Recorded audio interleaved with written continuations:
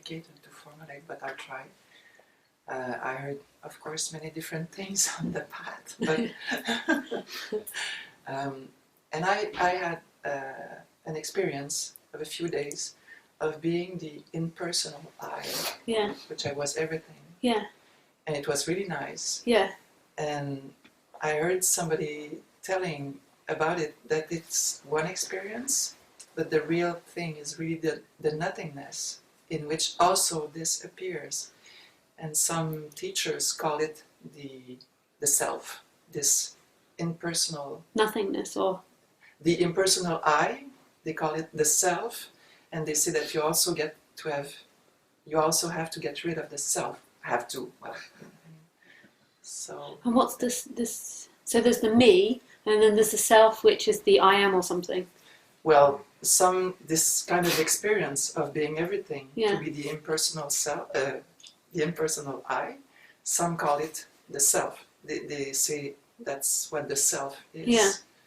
And then there's also the absolute, let's say, which is the nothingness. But well, I see nothing and everything is the same. Yeah, and then at some point they also say that, but you can have kind of both experiences, and as long as you didn't identify with one.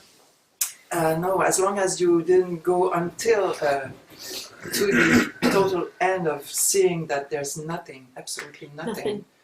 This experience of the impersonal I is also an experience. But then the two of them merge in this nothing and everything. So, I don't know, maybe you have nothing to say about it. That's very good. No.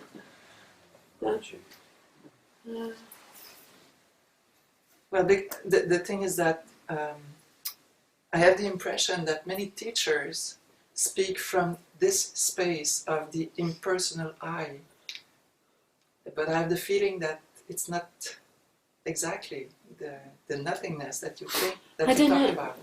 I don't know. I don't know what they would be talking about. I can't imagine what that is. It's kind of, they speak about the fact that you are everything and you decide everything. And it's very like the awareness of. Yes. It seems very, very happy. Yeah. Yeah.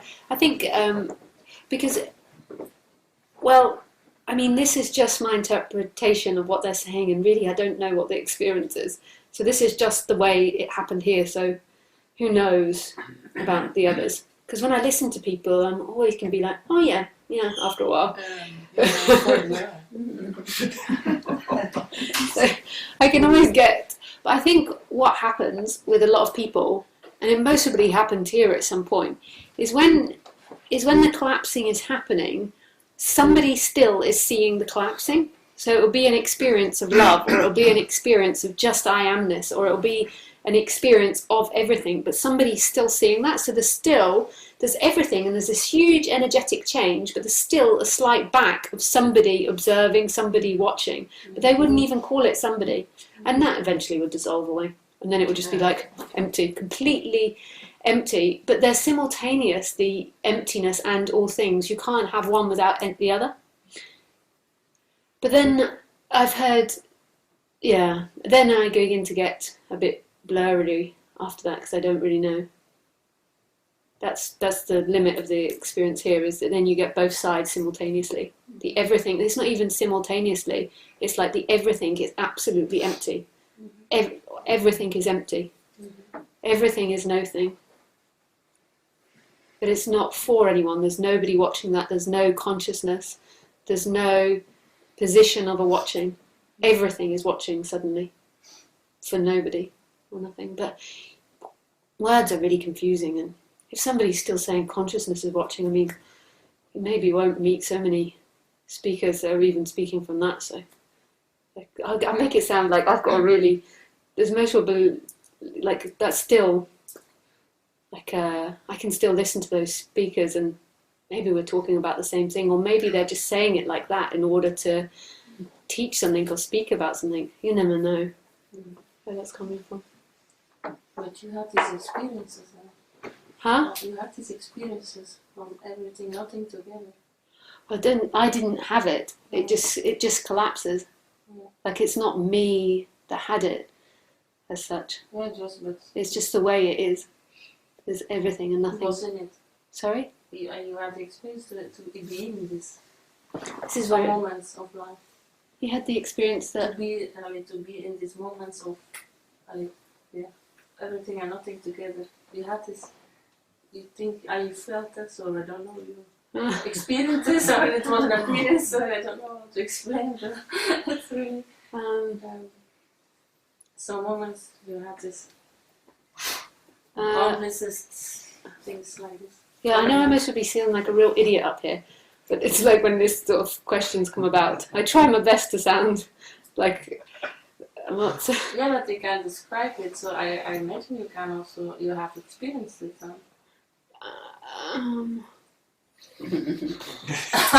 This is.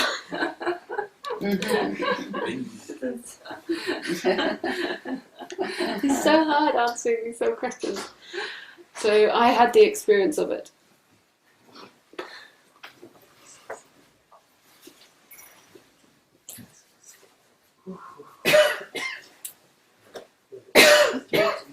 Not the eye, but something else. I don't know. Yeah, when you can describe this must be that you, because a lot of people are hearing and what's this? What you saying? Well, I had like a year ago an experience that seems a bit like this. I had like this quiet settling in, and I was in the mountains, and it felt like my thoughts gave up to interpret. And because the silent is something different than thoughts. Yeah. So the thoughts also like stop. Oh. So it felt like the nothingness. Yeah. The all. Yeah. But still, I completely panicked. Yeah. As an I. Yeah. So You I was completely Panicked. panic. I was like in the mountains, only in the night and alone. I only saw energy, like a stream. So it feels and it sounds great, but I completely panicked. It was so quiet.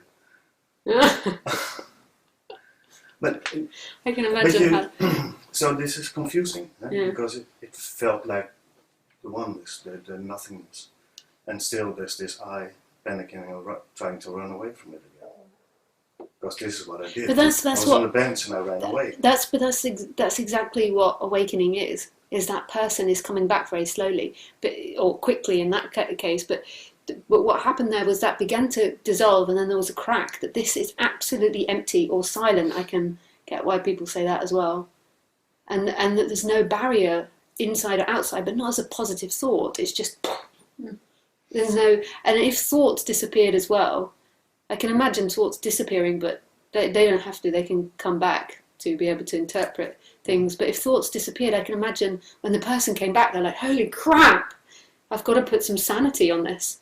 But it has also been confusing because I remember this one night I switched off my telephone and my television, and there was like nothing in my mind. I sat there for an hour, not being bored or thinking what shall I do. There's nothing. There was no decision to do anything. It was just sitting and there. I was just looking, and every moment was like new, just like that. Yeah.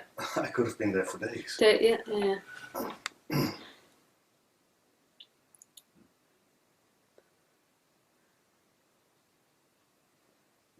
And then the person comes back and wants to organise it in some way, not necessarily in that moment, but it wants to come back and have something to feel familiar about. Well, fortunately, otherwise I couldn't have gone to sleep or whatever. But there can be a difference between the person and thoughts. There can be thoughts that then begin to come back just to order to move and to function. But this is why I begin to get blurry when people ask certain personal questions, because there can be such disappearance. It's just zooming out, so you start to realize that it has nothing to do with thoughts. So thoughts are welcome. But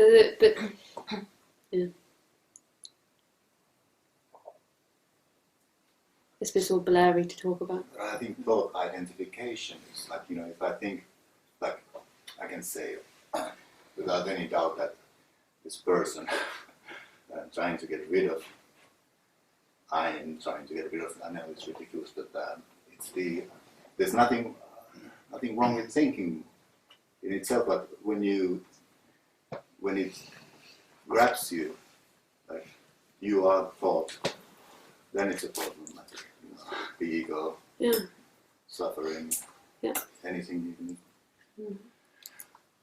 But then nothing helps too. That's a belief. Something helps as a belief, and nothing helps as a belief. So what is this something? Something helps as a belief, and then nothing helps as a belief. Just an idea. It's an idea. Comes and goes.